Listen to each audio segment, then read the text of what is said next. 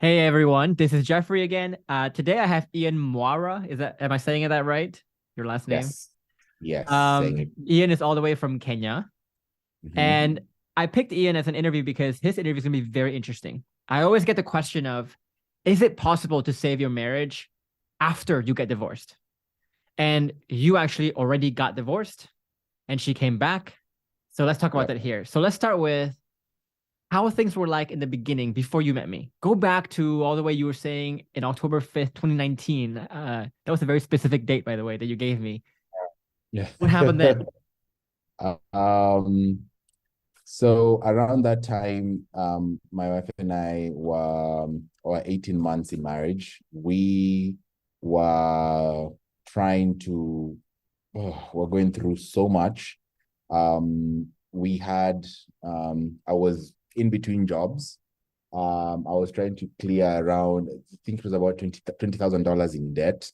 I was 50, 60 kilograms overweight. I don't know how much that is in pounds. I think 120, 140 pounds overweight. Life was on my side. I was cruising. Like I didn't, I was just existing. I was purposeless. I didn't know what was going on. I was unattractive. Mm. We were doing therapy around that time, and she was saying a lot of things like, I don't feel safe. We're not emotionally connecting. I don't understand you. You don't understand me. And then I think on the third month or fourth month of therapy is when she told the therapist to tell me that she wants to leave the marriage. Mm. And then a week later, on October 5th, 2019, she left. I obviously played victim like a pro when that happened. I was a professional victim. Um, and she would In call what me out way? What would you what would you think? What would you say? both. I would gaslight her. I mean, I was bad. I made it worse. I made the exit much worse than it actually was. And she needed space from my drama because Mm. I'm I guessing you was blamed her for wanting to leave. You blamed her for wanting to go and not staying loyal to you, not I'm guessing at this point too, you were at a down period too. So you're probably saying, you know what? If you can't catch me when I'm down, then F you kind of thing. Was that oh along the F you lines? very Yeah. yes. Yeah. Ian, I see Yes. you may be looking at a screen at the moment. Is that true?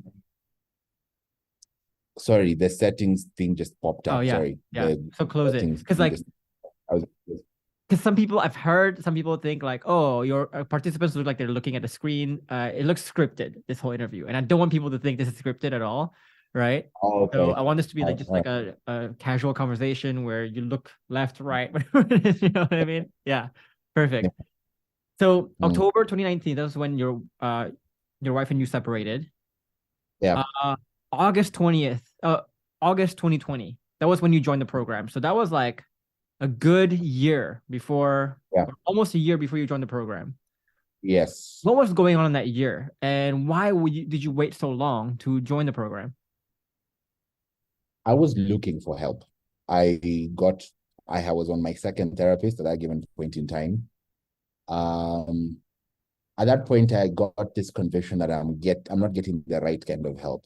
It's possible to get help, but not the right kind of help because all of them, all the therapy, actually the third therapist I was on, all of them are leaving me at discovery. All right. We discuss about many things, but you leave me at discovery. There was no depth of, okay, you're playing victim. Oh, so now you're playing victim. What are you gonna do about it? I'm like, You tell I don't me. know what I'm gonna do about it. You tell You're supposed to me, tell me. Yeah. right? You supposed to tell me, yeah. So a lot of the sessions I was having so-called experts, and programs that were out there. I was watching a lot of YouTube videos while leaving me at discovery. Then I came across your YouTube video. You're looking much younger than you are right now. Talking about the relationship mountain, and I should join a master class. I was like, what is this young man talking about? What is this relationship mountain? I went to the master class. I gave my one almost 2 hours into it. I was like, holy crap. I don't know jack shit about relationships. I don't know anything. I need help. And this dude seems to know what he's talking about, right?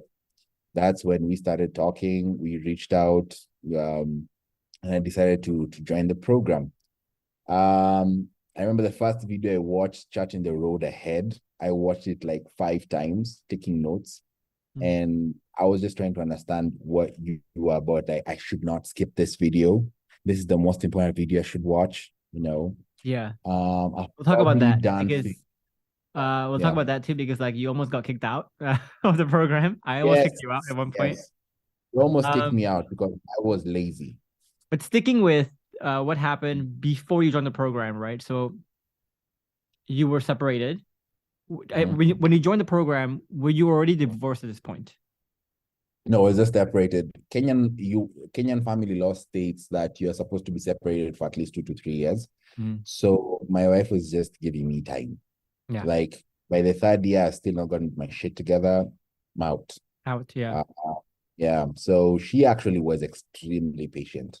Yeah. Extremely patient and she gave it a bit of time. So on the 3rd year, because we were not speaking for 2 or so years, she decided to go ahead and file until one night we decided to have dinner. The night she came to tell me that she's going ahead to file the divorce on the 3rd year, she came and told me, moving ahead, I'm going to file for divorce and this will be over. And the process starts. And I received it so well. Even me, I shocked myself. Because the previous version of me, if you told me that you're going ahead to divorce me, you want to divorce me? Have you met me? Why do you want to do? I would have been very dramatic. I was like, okay, that's cool. I still love you. I still believe this. Our old relationship is gone and we can recreate a new one. I was very, very positive. I was energetic. I was a very different person, right? And she reminds me to date of how that shocked her. She was expecting drama and fireworks and gaslighting and all sorts of things. A version of me that would do that and playing victim to a T, which I did not. And she enjoyed the dinner. She enjoyed the conversation we had. And I think from there, things started picking up to on a different level. Yeah. Just taking some notes myself. So again, timeline wise, 2019 was when the bomb really dropped for you. August 2020, that's when you joined the program. And when you said you had a primitive outlook on relationships, what do you mean by that? Like, what was your outlook back then? If you could summarize it in like 1 to 2 phrases. Wow.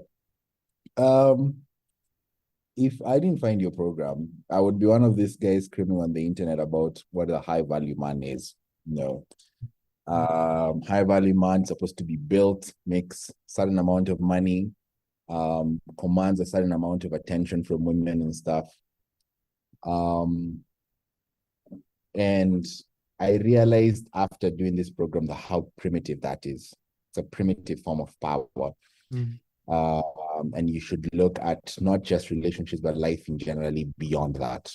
And this program exposed me to so much more to look forward to and build upon yourself beyond that. Because if you look at what a lot of people who've been through what I went through with Susan, they're stuck there at that primitive level of what a man should be, what masculinity should be, what femininity is. And they're not getting the right kind of help. They think they're getting help, but it's not the right kind of help.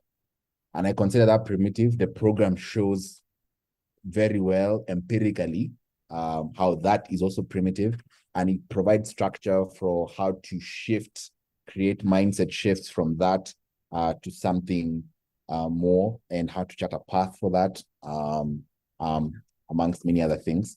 So I am glad I got to understand at a very early age, and or at an earlier stage. But it took me 2 to 3 years to get it, right? Because there's a lot of social programming that people get out, even with family and friends, right?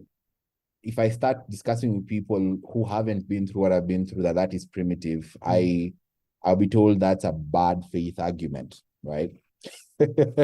Yeah, because Right. it's So the voices telling you about this, what about high value man is, they're so yeah, loud, right? very They're loud. so loud Yeah. because they get so many views because it's what people want to hear. Mm, You know, you look at guys like Andrew Tate, you look at guys like Corey Wayne even, right? It's they have mm, this sense of what it means to be high value man, and it's kind of primitive, but mm, as a man hearing it, and you hear, for example, things like, oh, you are awesome the way you are, you need to mm, assert yourself, you need to dominate, you need to control, you need to have control, you need to do this so that you can have control. It's always control, power, everything like that. It yeah. sounds great to a man, Yeah. Mm, but it's not sounding great to a woman, kind of thing, right? In a yeah. relationship setting. Um, Yes. so August 2022. So this is exactly 2 years. I find that really poetic too. Exactly 2 years after you joined the program, your wife Mm, came back, right? So yeah. this is the point where separated for multiple years, already divorced, Mhm. no hope. She wasn't even trying. Yeah. She was really resistant probably to conversations, to talking about the relationship, to talking about the future, to talking about you, your changes, the Yeah. past. Yeah. And 2 years later, she came back. What was that process of her coming back like?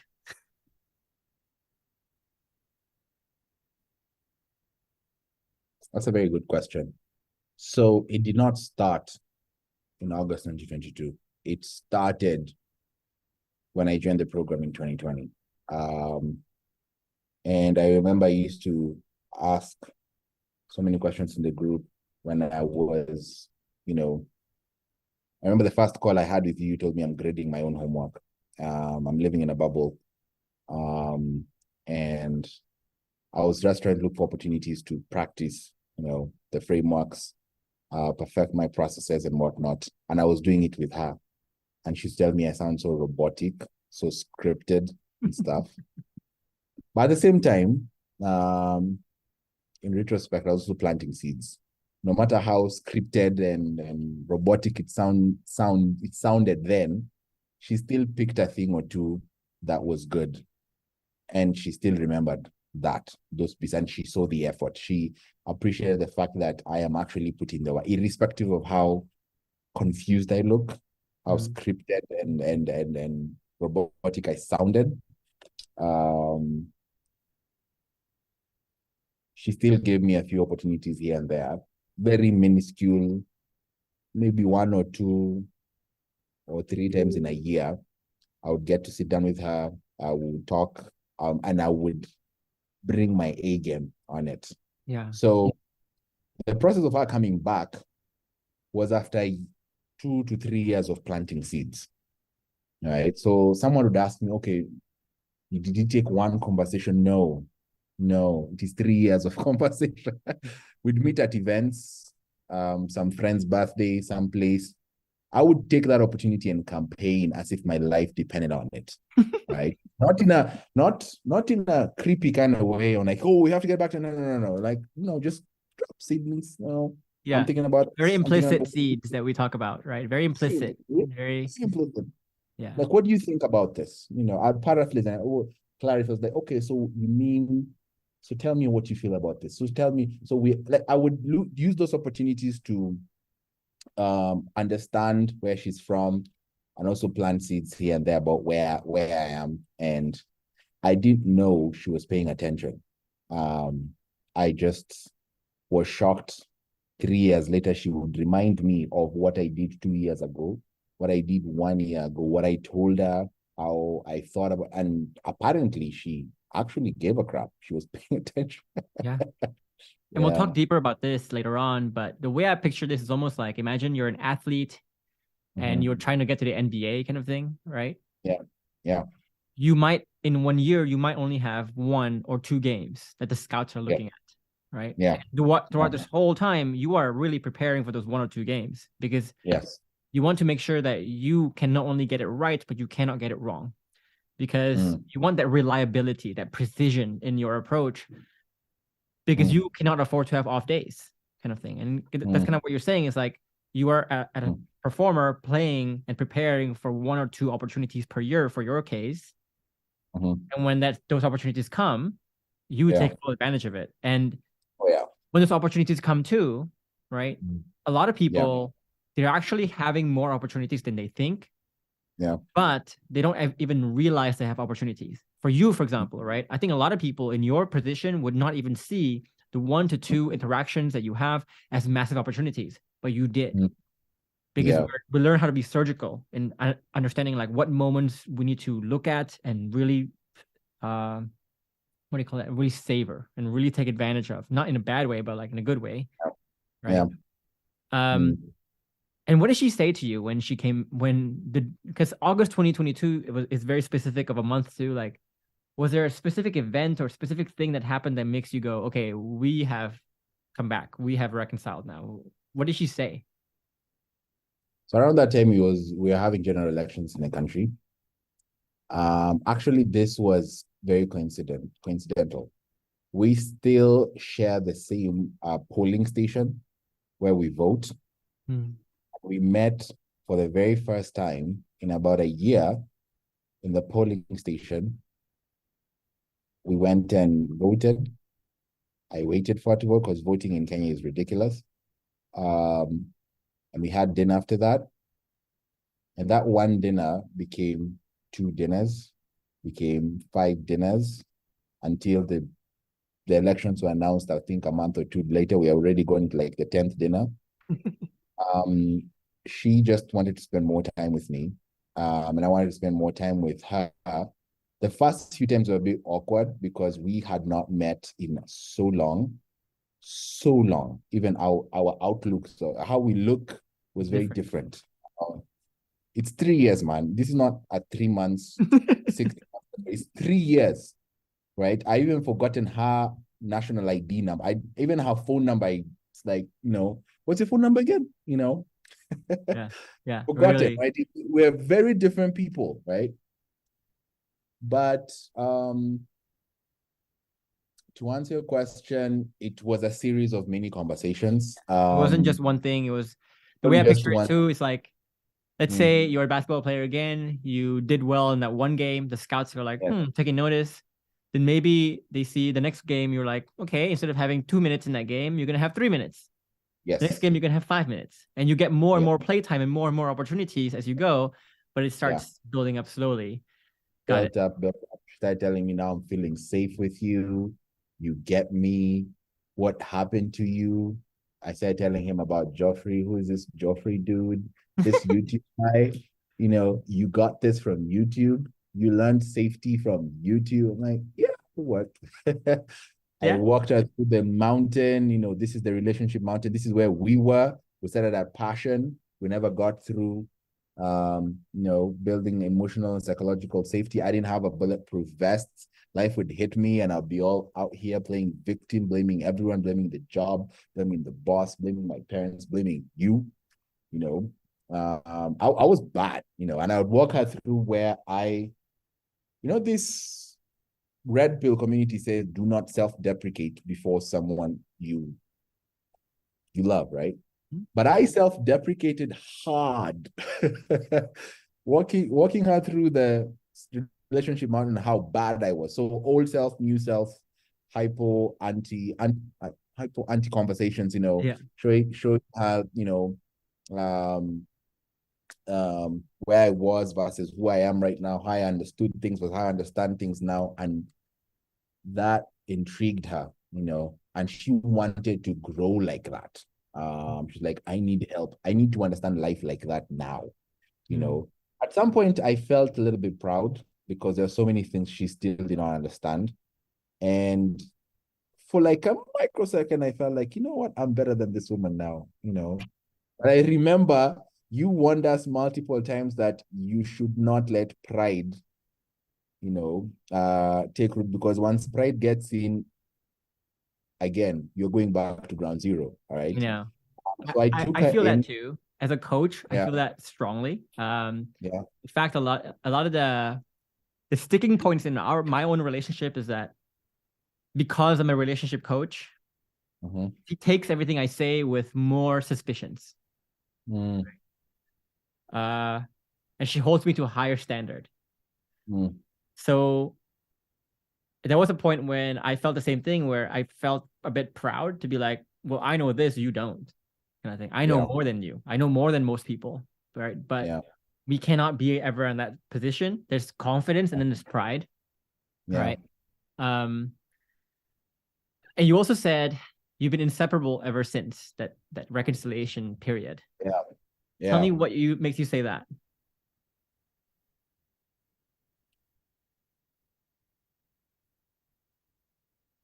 Because before it was awkward. Mm. We would have just awkward moments of silence because there was just so much hemorrhage that needed treatment. Now she's enjoying the surgery I'm performing when we're treating the hemorrhage from the past without necessarily playing victim, without necessarily, Mm. you know, mudslinging or gaslighting, right? It's not a Susan versus Ian situation. It's a Susan and Ian versus what was missing Mm. or what we should have in the relationship. And that makes the conversation interesting, right? Because before it was me versus her, right? And that would never, I don't remember one instance where that ended well, right? Because she felt attacked, she felt minimized, she felt disrespected.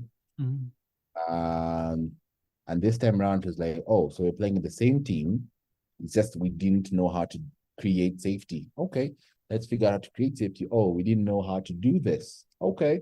So it was a skill set. It was a skill set issue. It was not a character issue. It was a skill set. Fandom FAE bias, right? It was an FAE bias, right? So how to address it, and the fact that I can create an argument around that and she gets it, is something that she really enjoys, right? So there's taken a lot of practice on the same. We're not there yet, by the way. There's so many instances where we still struggle on some things, but it's not impossible, right? Yeah. It actually gives me more opportunity to practice frameworks, to exercise the processes here and there, to point out my own FAE bias. A lot of it, because I still struggle with it. Oh my God, a lot of it. Calling myself out and I'm like, okay, this is something I need to work on. I go back to my mental maps and I'm like, okay, this and this and this is what's missing.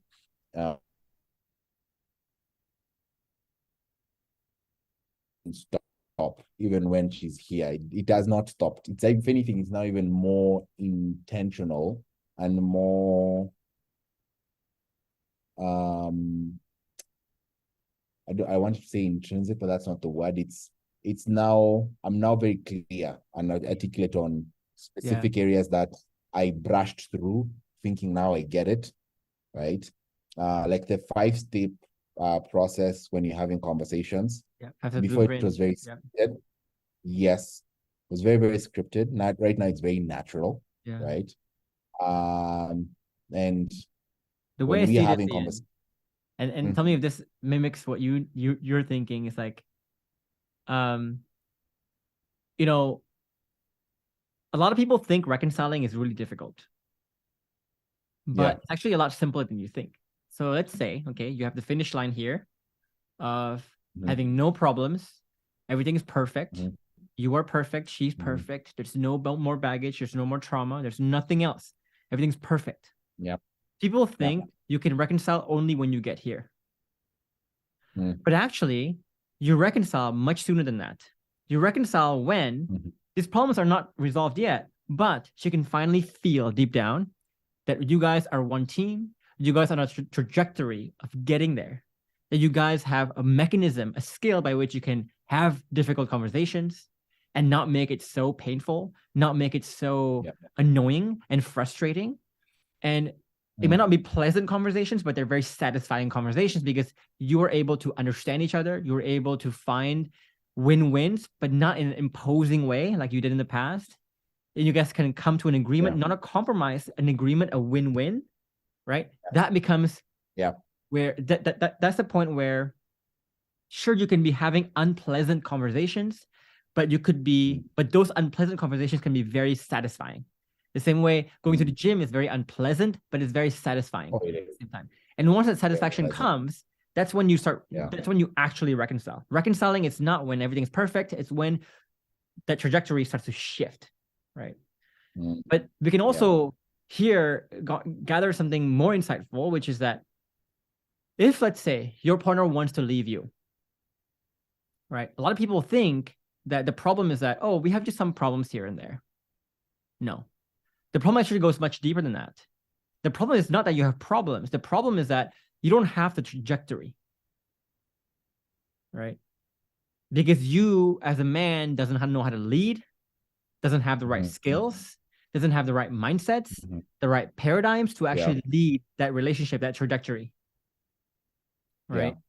So when your partner is saying, I want to leave this relationship, you actually have a worse problem than you think, right? You're actually playing at a much lower level than you think. So if we're saying, to say another way, if we're saying you don't need to be level 50 to save your marriage, you need to just be level 10, right? And you're right now saying, I cannot even save my marriage. You're basically saying, I am below level 10. So that should just totally humble you at that point. Because a lot of you and a lot of people would think, no, I'm more than level 10. I'm level 35. I'm level 40.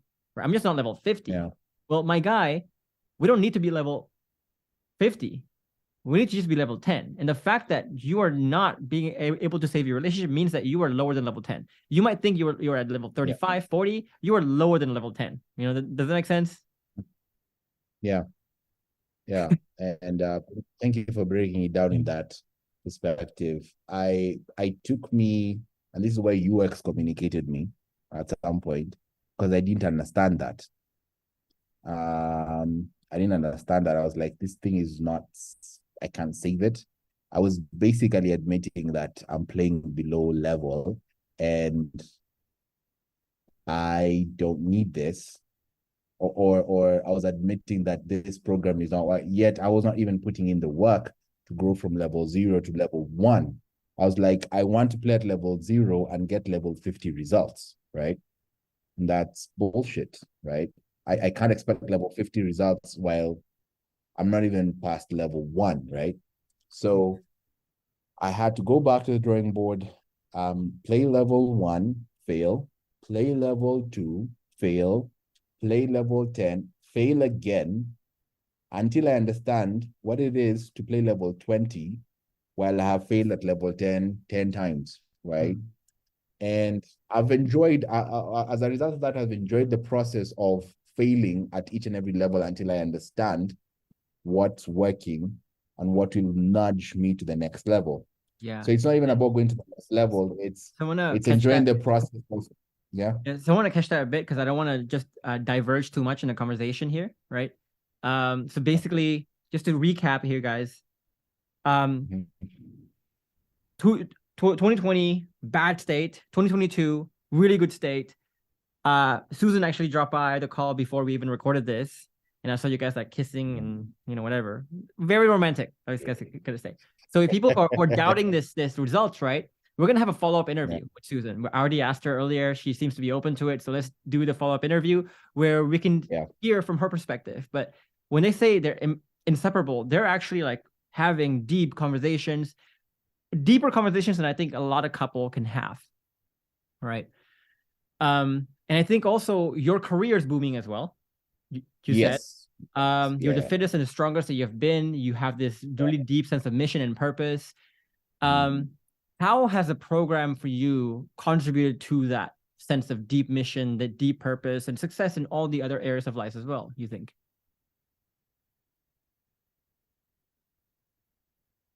So everything in life is relationships. It's not just this romantic one. Everything else, you know how to do relationships well, you can know how to do life, right? So when I joined this program, I came with one specific mindset. My marriage is failing. But it wasn't just my marriage was failing. I sucked at doing relationships, right? I didn't have the skill set of how to create meaningful relationships, one with self and two with others. There's in the first module of the program, we start by saying there's nothing like relationship problems. There are problems with self that manifest in the relationship.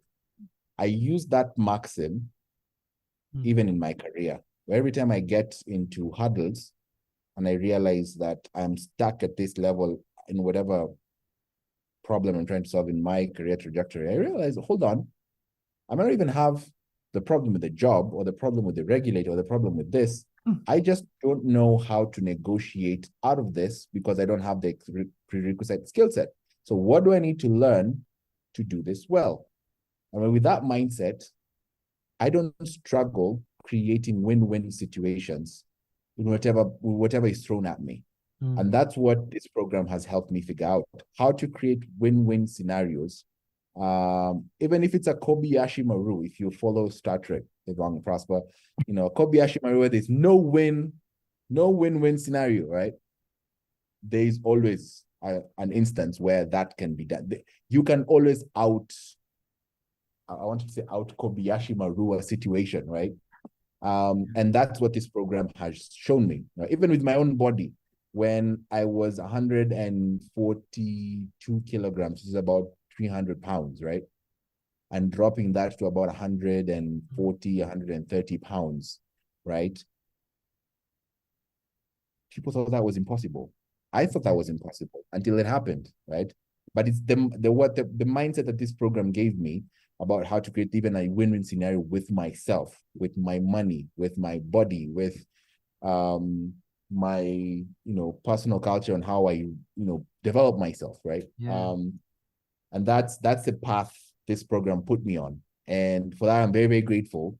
And when I take that now, I put it in my relationship with my wife Susan, it's much easier. I'm not struggling to create safety. Even if it did not work out with Susan, I was confident that I will be able to recreate what I was missing in that in another relationship, right?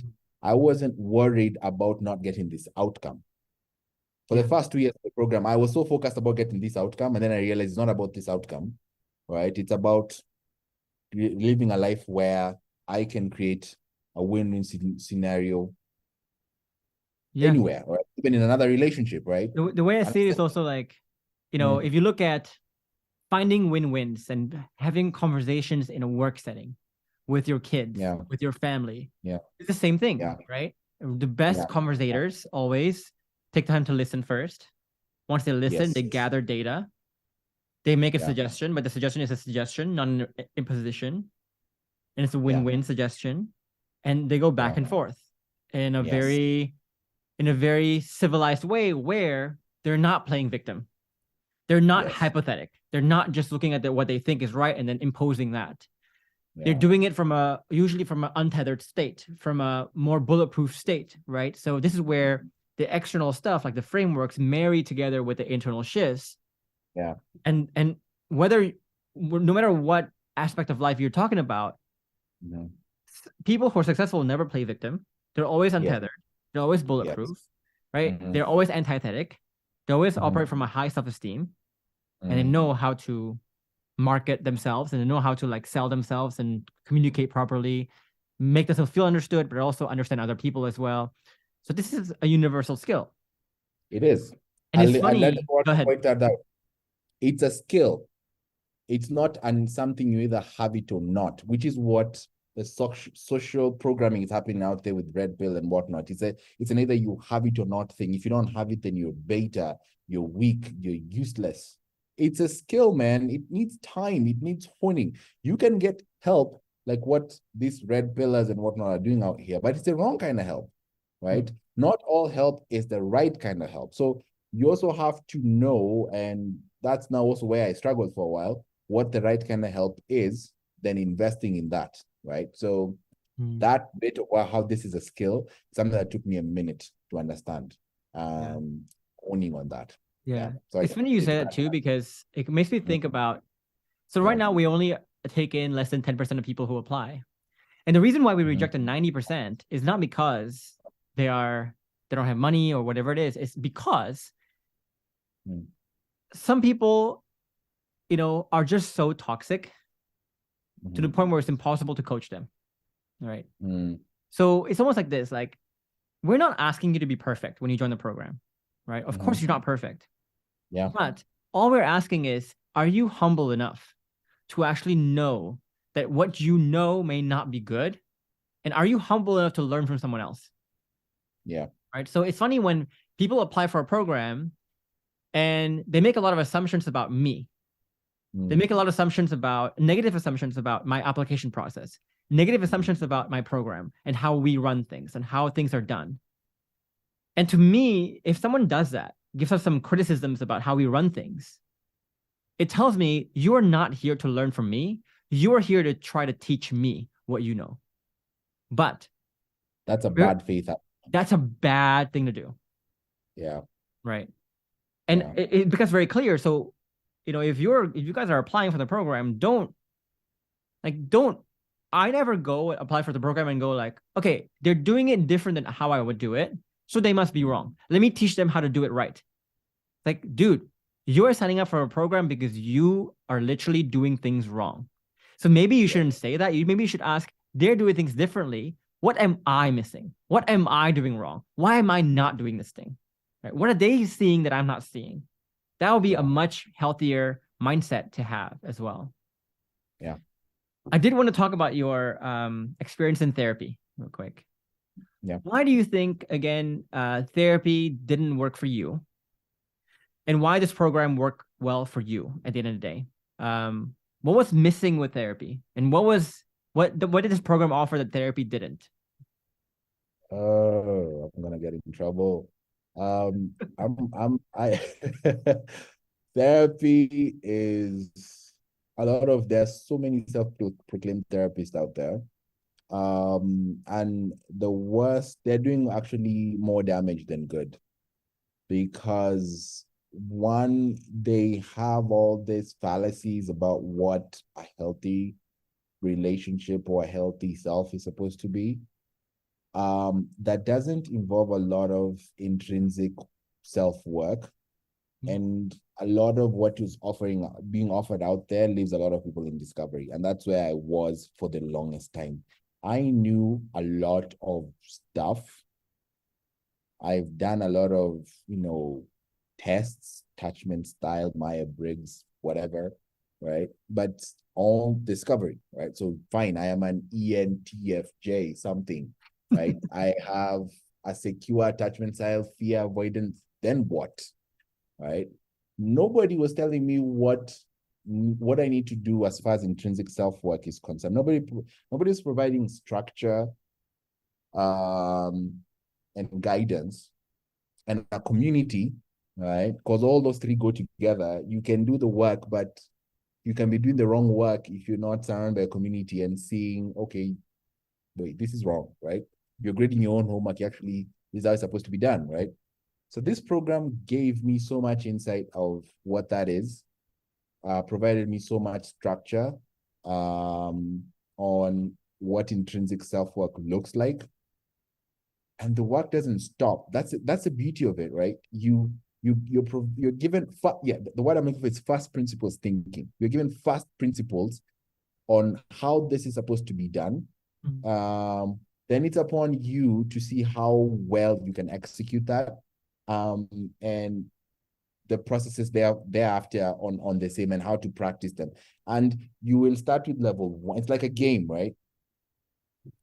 First principles level 1 is very different from first principles level 10. It's very different from first principles. The principles are the same, but the execution is very different, right? Sorry if that's confusing. It's very different. But level 10, level 20, level 50 is not, the principles are the same. They're consistent, right?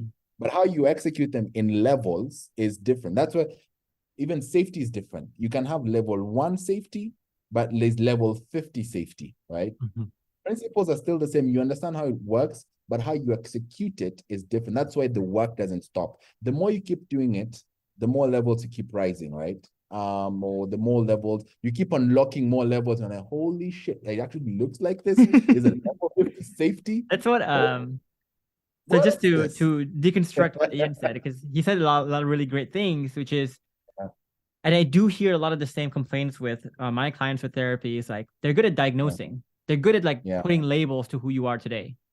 But Yeah. once you get the label, like you said, right, earlier in the interview, it's like, oh, and so now you realize you're a victim. What do you want to do? They kind of put it back on you to say, like, what do you want to do about that? It's like, no, that's like going to a doctor, right, Ian? And going like, doctor, I feel really sick right now. What do I have? And the doctor says, like, oh, I think you have cancer. Yeah. And then the doctor goes, so what do you think you should do? I'm like, you're the doctor. Tell me what to do. Like, you tell me what to you do, tell right? me, right? But rarely do therapists do that. And even when they do, their solutions are never principled. They're never practical. They're just the best they can do is, well, have some affirmations, read nice books, think positive thoughts, journal positive things. Talk about this with your partner. Here's a piece of paper that it's all the list of things you can talk about. Here's this thing called smart contact. It's like, screw that crap, right? Like, that's like a doctor. You go to the doctor again and saying like, oh, Jeff, you have cancer. So what do I do, doc? It's like, okay, well, just drink water and eat healthy. Bye. I'm like, I already know that. I don't need to go to the doctor to help me do that, you know? So even if they have a solution, it's very not potent. And what you're saying is this program is like creates everything in a very principled way so that you can go as high of a level as you want, right? You can understand your own solutions, why they're important, why they will work for you, what it is, so you can understand how to iterate and improve things on your own. And I think you mentioned something interesting too, which is like there's no levels to this, right? Yeah. So the best example I have for people is like, imagine you're a basketball player again and you are dribbling, right? Whether you are dribbling, just simple dribbling, or you are like some trickster, like you can do behind the back, whatever it is, right? The principle behind dribbling is the same. It's the same. But you just take it to a next level, right? Yeah. Now, the hard part about our program is we are trying to get you to access levels of what safety feels like, of what being bulletproof feels like, of what being untethered feels like. We're trying to get you to levels that nobody has experienced before. We're trying to give you the principle so that you can define a new level for yourself, right? So if I were to tell people like, dude, untethering feels amazing, right? Most people can only picture their idea of what untethering feels like. So if you're level 1 right now, if you can only imagine level 5, then you imagine level 5. If I say untethering feels amazing, but you can't imagine level 50, 60, 70, which is where I'm at, which is where you are at, right? That's what you're saying too. Like initially you had a lot of reservations about the program because you thought the program was just trying to get you to 1 to 5. And you thought like, well, 5 is good, but it's not that good. So fuck it. Who cares, right? Yeah. But no, like this is getting you to level 50, 60. I'm trying to show you a feeling you had never felt before, a bliss you never felt before. Yeah. So if you could think back to like the previous time when you were skeptical, you were not giving the program give it your all. So that's one reason of why. What were the few things that are coming to your mind that really made it difficult for you to surrender to this program at that point? Other voices. There were a lot of other voices I was listening to. I come from a very conservative background, where, and I mean African conservative, not American conservative, but African, where a lot of things are supposed to be done in a certain way, right? And the social programming or the social norm around that is if it's not done in that way, then you're weird or just not okay, right? So why are you investing in a program that tells you you can save this relationship? When she left, she said 1, 2, 3 things that are negative about you. Why? Just give up already. Social norm dictates. Find someone better. Find someone who appreciates you. Find someone better. Find someone who's like a lady, who's loyal, feminine, who's that's the social norm, right? At least from where I'm from, right? Where I am. So those voices were telling me this was a bad investment. You am wasting my time. This is not impossible to save. I looked like an idiot for 3 years, like an absolute beta, insecure, confused dude who doesn't know what he's doing for 3 years. Yeah. I can't describe even to my own family. This guy's here, you're seeing here. What are you doing? What are you doing? She left you. Yeah. It is over. You are divorced. What are you trying to save this for? Get someone else. There's a lot of fish in this. That's one. Number two, it's playing victim felt really good for a very long. Tell me more about that. Bro, I was to get on a high gaslighting Susan. I'm like, she is a crazy woman. She abused me. She did all this. She didn't disrespect me. I after everything I did for her, primitive kind of behavior, primitive power moves, after everything I did for you, you would do this, that, put me on a high and it absolved me of any work. It made me feel like, what is this Geoffrey telling me I need to do work on? What are you talking about, dude? I am the bereaved here. I am the victim, And that felt good for the first year until you excommunicated me and tell me, dude, put in some work or get out of this program. I'm here to help you, not make you feel good. And it's not even about saving your relationship. It's about saving yourself. Yeah. Right?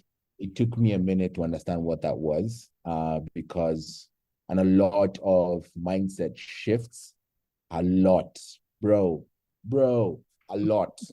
I can't begin to explain a lot of deprogramming I had to do and unlearning, because you're talking about 30 plus years of psychological conditioning of what social norms should dictates. Then you're telling me to change that to fit a narrative that nobody in my circles agrees with. I was in the twilight zone for the longest time, right? Yeah. Until I realized I'm no longer in the twilight zone. They're in the twilight zone.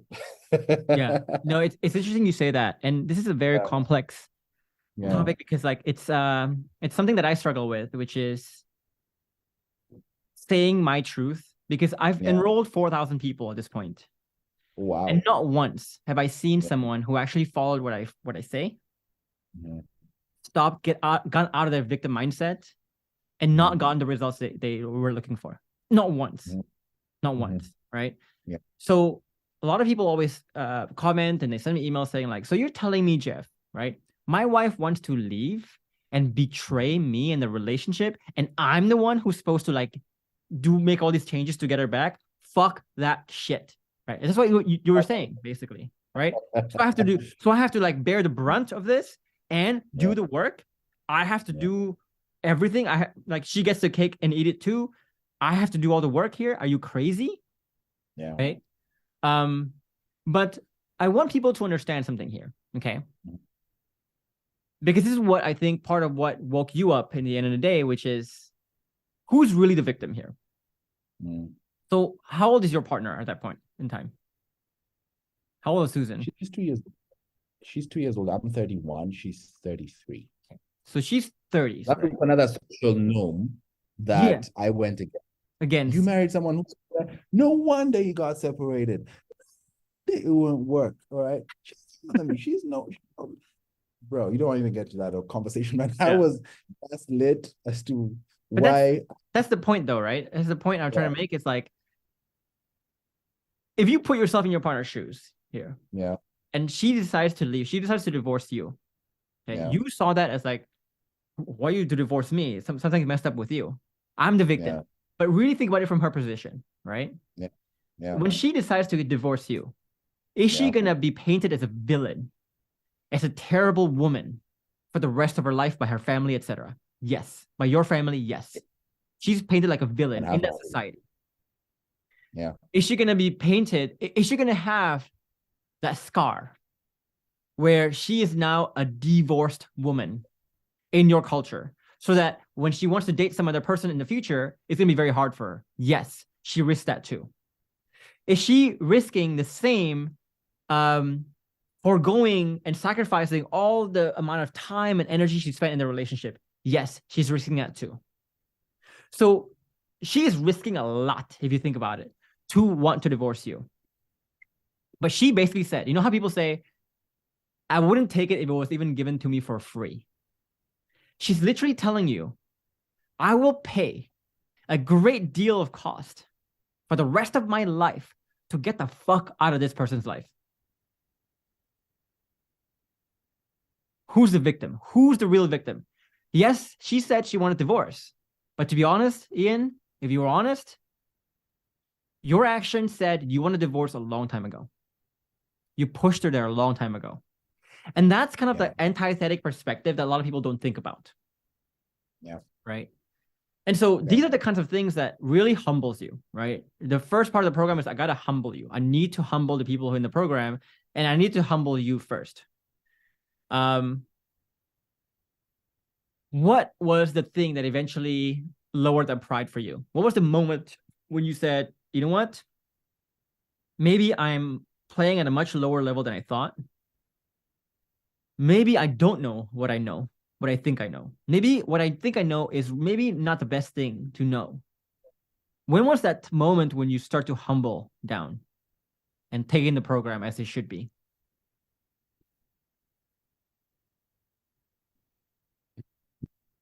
This is, I got into a relationship a year and plus after my separation with someone who I thought was better.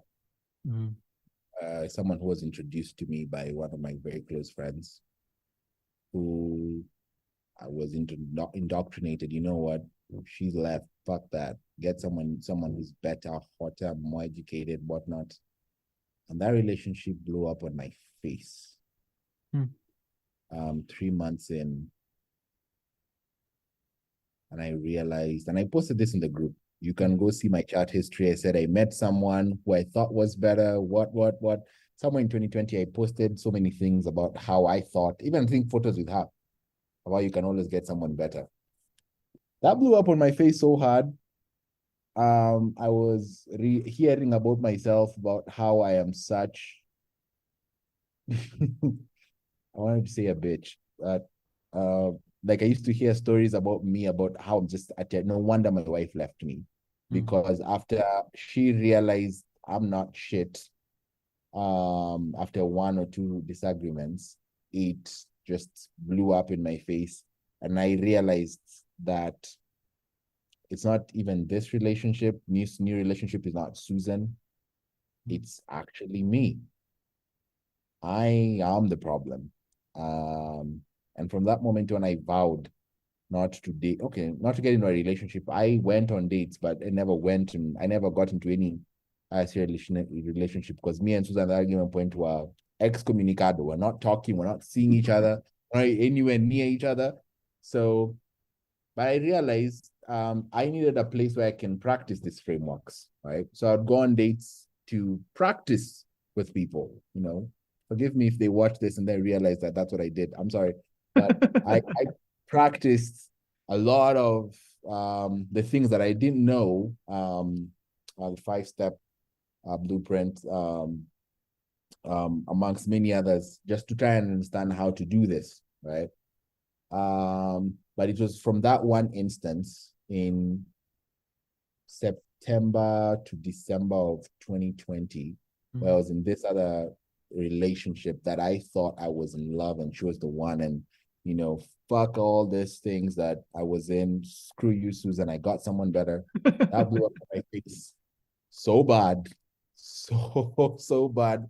It was so embarrassing.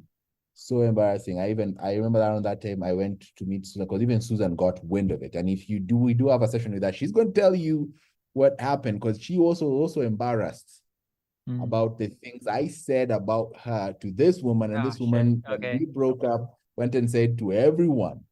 Susan was like, I don't even know why I married you. Like, You were just even worse. Like, You're embarrassing. You are such an embarrassment. Like, yeah. Like I oh don't want my to know you. God. I don't know you. Um, Oh my God, it was so bad. So that was my that was wake it. up Yeah. moment.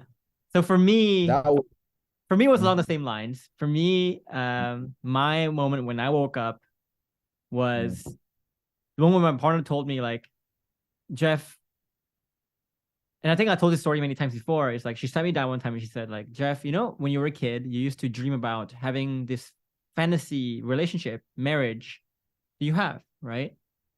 So what if you decide you woke up one day and you realize that you entered into a relationship that is nowhere close to that. And not only is it nowhere close to that, this person thinks he's so awesome, doesn't know how to create safety at all, that I don't even feel safe to even express just how flawed this relationship really is, how unhappy I am in this relationship. So I can't even express how unhappy I am. Forget about resolving anything. Okay. So at that point, you're left with two choices. Either you accept the fact that you're going to be fucking miserable forever and you lower your standards, you forgo all your dreams, or you keep fighting, which is not a path, or you leave. Right? That's the only choices you got. Mm-hmm. So out of all those, leaving seems the best choice. And that woke me up because at that point I realized to myself, like, if you want someone to spend the rest of their life with you, that's a fucking big ask. They only have one life. You want them to spend it with you. That's a freaking big ask. If you want to ask them something really big like that, you better fucking deliver big too. And if you're not, maybe you're average, maybe you're better than average, but if you're not fucking delivering big time, being irreplaceable, then you have no right in asking someone to spend their one and only consciousness with you for the rest of your life. It's fucking ridiculous, right? And that's so humbling for me. So the point is, like, we need to be humbled first before we can go somewhere. Because as long as we're holding on to our ego and holding on to our old self, holding on to what we think is right, and what we think is right has taken us nowhere but bad places. If your cup is already full, there's no way anyone can fill a full cup. Fucking forget it. Yeah. Right. Yeah. So you also talked mentioned something about, that was go ahead. really Yeah, go ahead. Yeah, go ahead.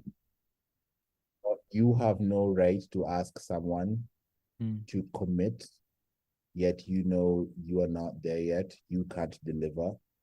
And that's a really humbling experience. It made me realize that I asked of Susan a lot that I couldn't deliver. It's not even about what I can deliver. It's have I put those processes, have I put myself on a mission to become those things? Even with or without Susan, am I on that path? Right. And we owe it to ourselves, even before someone is committed to us, to be on that path, whereby they will be a complement and not a supplement of some sort, right? You're both in a very complementary, interdependent relationship.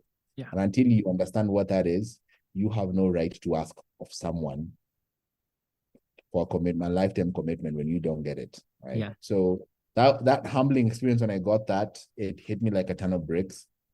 And I doubled down. That's a favorite word in the group, by the way, if you join this program. The problem though, Ian, is a lot of people have very different definitions of what being high value means. Again, that's a problem, right? So I could have told you, like, if you want your partner to spend the rest of her life with you, you better fucking deliver. And they say, well, I am delivering.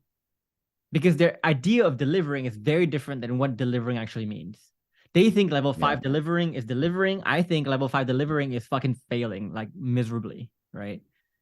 And that's where, again, more humbleness needs to happen. Yeah. One last thing I want to talk about is, like, this notion that you said you cannot fake your changes. And I think this goes along with what you said earlier, which is, one, you cannot fake your changes because life will eventually come back to bite you. We always have a saying that says, like, you can ignore reality, the reality of where you actually are at, the reality of your actual value, the reality of the value that you're giving to the relationship. You can ignore all that stuff, but you cannot ignore the consequences of ignoring that reality. Eventually, it's going to bite you in the butt, kind of thing. So that's one reason probably why you say you cannot fake your changes. But what's another reason I can think of is also you mentioned earlier that your partner was always watching this whole time. And Yeah. it wasn't until she made things tough on you by saying that I want to proceed with the divorce process, right? That was the moment you said that really changed the trajectory of everything. When she saw Yeah. that, when she laid down the law kind of thing and made things so hard on you, make things so impossible, so hopeless for you, Yeah. you still were your new self. You still were a performer. Yeah. That's, I'm guessing, the reason why you say that too. You cannot fake the Exactly. changes. Yeah. At that point, I think on year 2 of the separation, when I realized this is going down the divorce road, I was like, if I'm going to get divorced, I better get divorced a new man. She can't divorce. She'll divorce the old self, but by the time I'm signing those papers, I'm no longer the same person, right? And I committed to, creating those intrinsic changes. Now, the social doctrination is the changes need to be extrinsic. You need to be wealthy. You need to be, making $100,000 or more. You need to be fit, buff, swole, driving a nice car, living nice place. That's what we are indoctrinated to believe. But intrinsic work is very different. It's a lot more work and it's a lot more rewarding, right? And fulfilling. Gives you a sense of mission, purpose, and contentment, other than just all these extrinsic things. And when you put in the effort towards that, everything else just falls into place, right? And this program, I can delve into details about that, but short version of it, this program provides the structure of what intrinsic work really is, and how to get from level 0 to level 10 to level 50 and whatnot, and how to execute it accordingly. And also the various forms of intrinsic work that need to happen. So when I started working on that by year 3, the time I'm now being served the divorce papers, bro, I was like, this the best you can do? I'm gonna show you how we gonna perform. Like when we met, I was like, this is just a hiccup. I was like, this relationship, the marriage died in 2019, baby. We can create a new one. That's okay. I'm not even looking at the 2019 relationship. We can create a completely different relationship based on who we are right now. So you want to go ahead and divorce? Where do I sign? Well, I'm ready to sign. We can create a new relationship after we sign. And I was very excited to move forward with it, Yeah. And that was very shocking for her. Like, what? Who is this guy? And I wasn't doing that also. People might misunderstand this for manipulation, but that was not manipulation, right? I was just genuine. ready to. Yeah. I was very genuine, right? Coming from a very, very genuine place. And that's, I think, the difference, right? So just to lay this down for people, right? Your partner is always watching. Yes. She's always watching. Like, I always tell people, like, okay, let's say right now, I told you, Ian, or whoever's watching this, I want you to forget about your partner. Forget about them. Don't even think about them anymore. From this point on, they're done. They're gone from your life. They made you miserable. Go away. Can you actually do that? Of course, fucking no. It's always going to be peripheral. Like, you're going to be watching them always, right? So what a lot of people don't realize is that the opportunities to show your new self is always there. But a lot of people are so blind to what those opportunities look like, the forms that those opportunities come into your life, that they don't know they're drowning in opportunities. They think they're given no opportunities. Because the opportunities that you get are not going to be obvious opportunities. Yeah. The opportunities you get to show your new self will always be in a form of hopelessness, will always be in the form of really difficult situations, like your partner saying, I want to divorce you. Nothing you can do can change my mind. Forget it. Change not for me, for your next relationship. I mean, people say the exact same things. Yeah. Right? Those are tests. But you will never know those are tests unless you understand why those are tests. Yeah. I want you to imagine, for example, like you are conducting an experiment, right? Mm-hmm. And let's say you conduct an experiment on how fast someone can do a task, for example, right? And the people in this, so you told them this is what the test is about, and they start doing it. When you get your data points, can you trust your data points? Usually no, because you told them what the test was about. So you know they're going to do whatever it takes to try to get a good result for that test, given the parameters, right? Yeah. So how do you find out what they would do? Like, how do you get to the point where you can trust your data? Mm-hmm. Maybe you devise an experiment where you say, hey, you are measured on how cleanly you do this task, for example. And you tell them do it, and you realize, oh shit, it's not about how cleanly you do it. It's actually about some other thing completely. So you kind of tell them one thing, but you're really watching another thing. That's how you tell, right? Same thing with your partner, you know? If she told you, if you do X, Y, Z, 1, 2, 3, I will come back. When you do 1, 2, 3, how does she know whether you're doing it because you know that's what you're supposed to do, or because you're doing it because that's who you are? She won't know anymore. So she has to say, you know what? No more experiment. Fuck that. I'm not watching anymore. I'm not looking at you anymore. And see what you do. If you go back to all your toxic ways at that particular point in time, she will know. That's what he does when he thinks no one's watching. I knew it. But if you think no one's watching you and you can still do the perfect things, that's when she goes, interesting. Maybe this is what he would do. Maybe this is his real self, right? So the opportunities are not going to come until the moments when you cannot fake your changes anymore. When you can't, if you play victim, if you're used to playing victim, if you're used to being tethered, if you're used to the fundamental attribution error, if you're used to hypothetic thinking, there's no fucking way you could pass that test, because your victim mindset will take over and you will get so upset, you'll get so demotivated, you'll get so toxic, you'll start begging and pleading when the moments arrive when you cannot fake it. That's why we say, do not practice stuff until you can get it right. Practice it until you can't get it wrong. And prioritize internal shifts over external stuff. Because anyone can fake things left and right. Anyone can say, if I tell you to say something nice to your partner, something romantic to your partner, you can say it. But can you say it in a moment you cannot fake?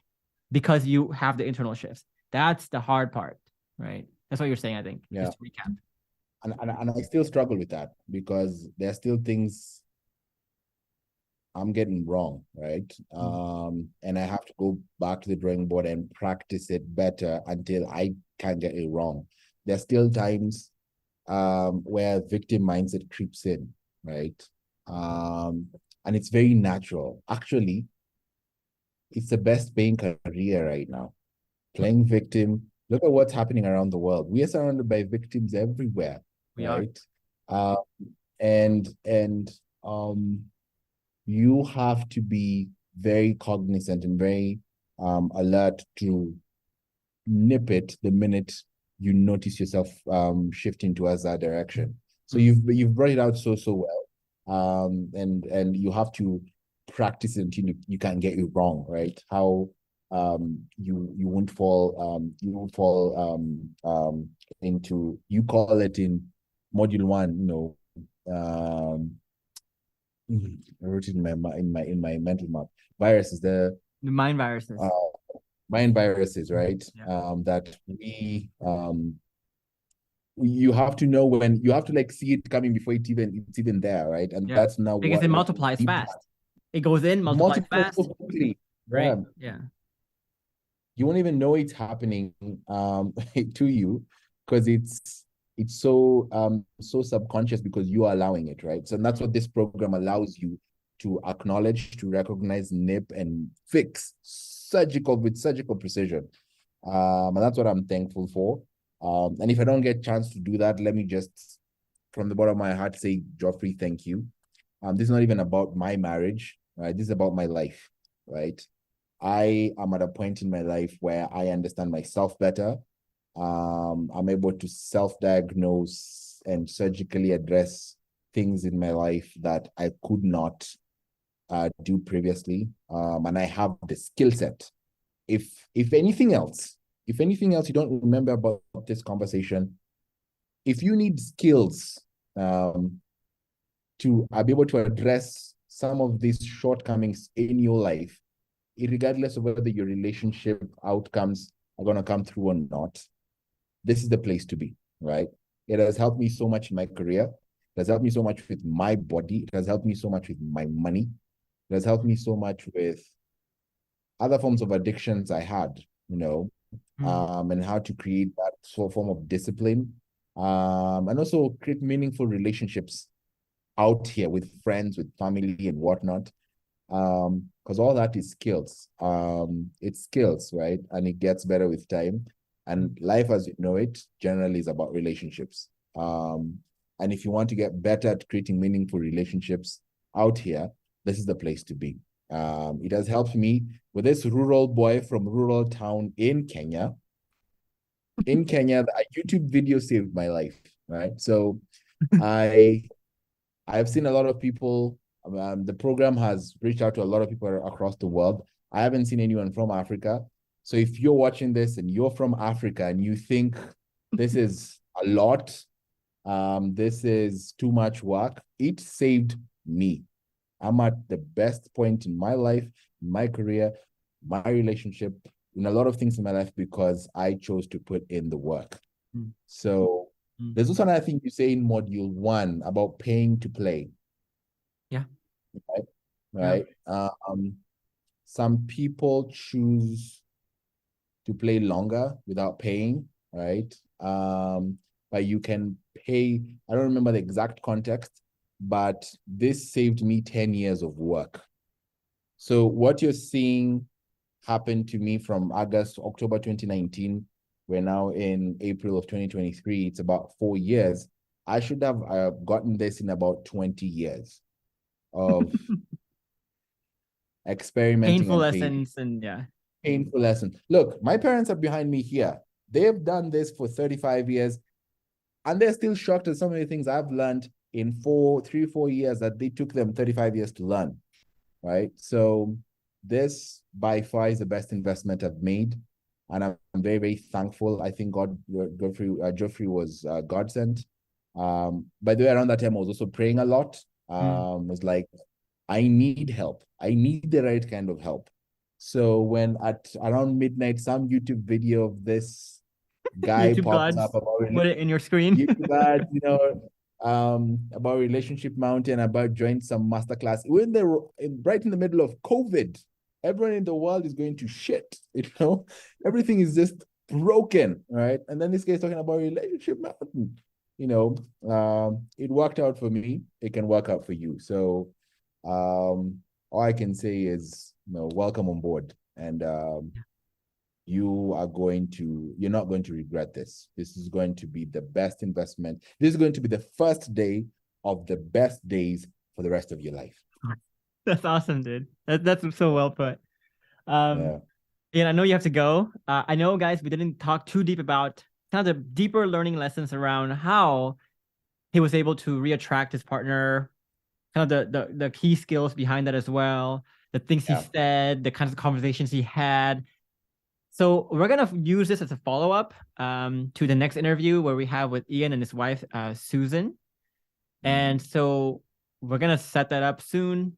Just stay tuned for that. But I hope that was helpful for you guys in seeing that, like, the journey for reconciliation is not like a linear journey. And it's a journey that doesn't, I think a lot of people's idea of what reconciliation means is not actually what reconciliation means, what it takes to reconcile, right? It's not about just saying a few things here and there. It's like changing this deprogramming, because again, you cannot fake the changes. She can see right through that. She can feel right through that. She has been burned so many times before. She's not going to be burned again, kind of thing. And the other thing too is the number one roadblock to your reconciliation process is yourself. It's your paradigms, your thinking of what's possible or not possible, the limitations that you place on yourself of what can work, what cannot work, your ideas of what will work and what will not work. Because again, like when you have an idea of what you think will work, so let's say you look at what I say and you think that's fucking bullshit, right? What thinking are you using to say my way is bullshit and your way is right? Probably the same thinking that got you to the same problems in the first place. So be careful of that, right? Be open to something different, and get out of your own way. Empty your cup a bit. Be humble a bit. Admit that you may not be as high of a level as you think. Yeah. And then from there, things can start, right?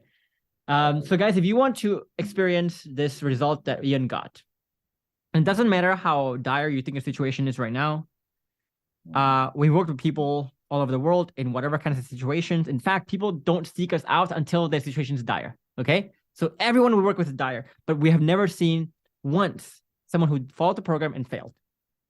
So if you want to get this system that Ian's talking about, you can sign up for my masterclass that Ian spoke about. It's going to be about an hour and a half long. At the end of the masterclass, towards like the last 15, 20 minutes, we'll talk about how you can apply for the program if you would like to apply. But note that we only are taking in less than 10% of people right now into the program. So if you do want to fill out the application, make sure you do it properly. Treat it like you would like a job interview, whatever it is, right? Present your best self, I guess. And don't try to coach me, right? You're here for coaching, not to coach. That said, Ian, I would like to end with this usually. If you could turn back time to, let's say in this case, October of 2019, and you could give yourself one piece, and you transport yourself back and you're standing right in front of yourself right now, your old self. And you see this guy is heading to a really bad path. What would you say to that guy? Just to wake him up. There are no relationship problems. There are only problems with self that manifest in the relationship. Yeah. It took me, I'm still understanding that statement today. That is in Charting Road Ahead module 1, the first video you're going to watch. That's what Geoffrey says when he says, do not skip this video. And for the longest time, I thought, every time I hear someone says, marriage is supposed to be like this, there are always problems. I'm like, no, you're the problem. You work on something. You need to change something, right? So that's what I'd go tell myself. And every time I find myself in a situation that involves some form of relationship, it doesn't have to be a romantic one, I ask myself the same question. Is there an actual problem here, or is a problem in self manifesting in this exact context? Is there anything I need to address? Is it maybe I did the presentation wrong? Did I dress inappropriately? Something, anything. I question myself a lot before I start throwing jabs at who did what, not what. And that has changed my whole outlook about how I do life, how I do anything. And I'm thankful for that. It's a maxim I live by. And that's what I tell myself in October 5th of 2019, when I was crying in that seat over there saying how, she crazy, she hurt me. I would go back and slap the shit out of me. I'm like, bro, there are problems with self that you need to work on. Yeah. And I might not be there yet. Nobody's going to be there 100% because our human nature is always going to want to blame others because it's easier. Yes. Right? Yeah. But you can always get better. Like you said, like there's no finish line. It just gets better and better. It's just different degrees of better. It get better. Exactly. So if there's anything nobody's going to remember out of this whole session, which is almost not impossible, if you don't remember anything, remember that, right? Welcome aboard. All right, brother. Thank you so much. Let's follow up with you on the follow-up interview. But yeah, thanks, dude.